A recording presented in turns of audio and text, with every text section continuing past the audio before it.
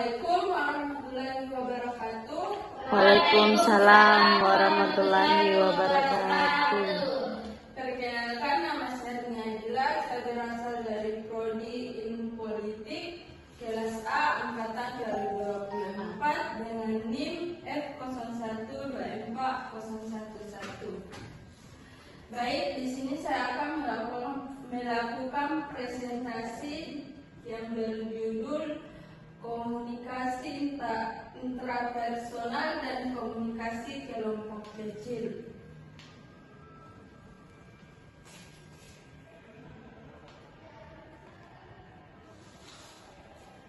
Baik, langsung saja saya jelaskan pengertian komunikasi intrapersonal dan komunikasi intrapersonal.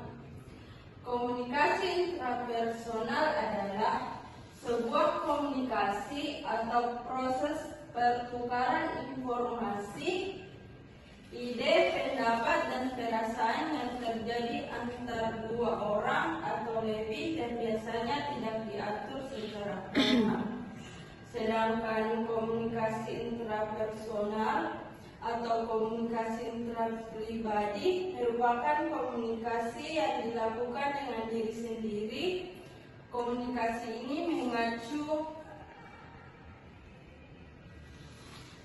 pada dialog dengan diri sendiri baik secara lisan, tertulis maupun pikiran. Baik, adapun pengertian komunikasi intrapersonal menurut para ahli, yang pertama yaitu menurut Agus M. Hardijana, komunikasi intrapersonal atau komunikasi antar pribadi adalah interaksi tatap muka antar dua atau beberapa orang di mana pengirim dapat menyampaikan pesan secara langsung dan penerima menanggapi secara langsung. Adapun pengertian komunikasi intrapersonal menurut para ahli yaitu Blake dan Carlsen, di mana pengertiannya yaitu komunikasi intrapersonal sebagai peristiwa komunikasi yang terjadi dalam pribadi seseorang, di mana setiap komunikasi selalu menjadi objek bagi penafsiran diri sendiri. Adapun karakteristik komunikasi intrapersonal, yang pertama yaitu merefleksi diri, 2. serta 3. pengambilan keputusan, 4. emosi dan kesejahteraan emosional, 4. pemahaman diri, 5. kreativitas. Selanjutnya yaitu karakteristik komunikasi intrapersonal, yaitu di mana ada keterbukaan, empati, dukungan, rasa positif, dan kesamaan. Selanjutnya adapun konflik interpersonal dan konflik interpersonal, di mana yaitu konflik intrapersonal adalah konflik yang terjadi dalam diri seorang, biasanya berupa pertentangan antara dua keinginan, nilai atau keyakinan yang sulit dipenuhi bersama dan dapat memicu stres atau gangguan psikologis. Dan adapun konflik interpersonal, di mana yaitu yang terjadi antara dua orang atau lebih yang memiliki keinginan, nilai atau sikap yang bertentangan, sering disebabkan oleh kesalahpahaman atau perbedaan tujuan, dan jika tidak diselesaikan dapat merusak hubungan individu. Dan selanjutnya itu ada komunikasi kelompok kecil, di mana komunikasi kelompok kecil ini merupakan komunikasi yang berlangsung secara tatap muka karena komunikator dan komunikan berada dalam situasi yang saling berhadapan dan saling melihat.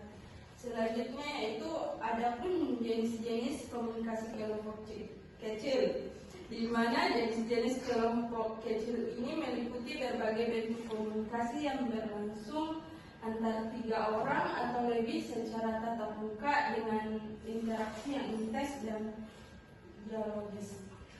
Selanjutnya itu ada pun konflik dalam komunikasi kelompok kecil, ya, di mananya yaitu konflik dalam komunikasi kecil ini muncul karena perbedaan pendapat, persepsi, tujuan antar anggota yang dapat menimbulkan ketergangguan dan mengganggu keharmonisan kelompok. Oke, baiklah, itulah tadi yang materi sempat saya bawakan dan saya buka sesi tanya jawab.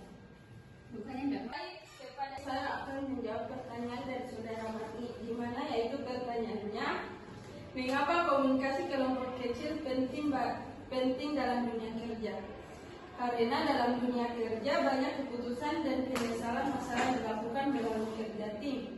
Komunikasi kelompok kecil kemungkinan setiap anggota untuk menyampaikan pendapat seperti berdiskusi dan berkolaborasi sehingga tujuan bersama dapat tercapai lebih efektif. Jadi komunikasi kelompok kecil itu penting dalam dunia kerja karena jika tidak adanya komunikasi kelompok kecil maka informasi-informasi penting dalam sebuah kantor itu mungkin kita akan ketinggalan. Adapun kesimpulannya yaitu mempelajari ketiga aspek ini memberikan kita keterampilan hidup yang esensial, kemampuan untuk berkomunikasi secara efektif dengan diri sendiri, orang lain, dan dalam kelompok, fondasi bagi kesuksesan pribadi, profesional, dan sosial. Baik, itulah tadi presentasi yang sempat saya bawakan. Dan jika ada kesalahan kata dalam presentasi saya mohon dimaafkan. Sekian, Assalamualaikum warahmatullahi wabarakatuh.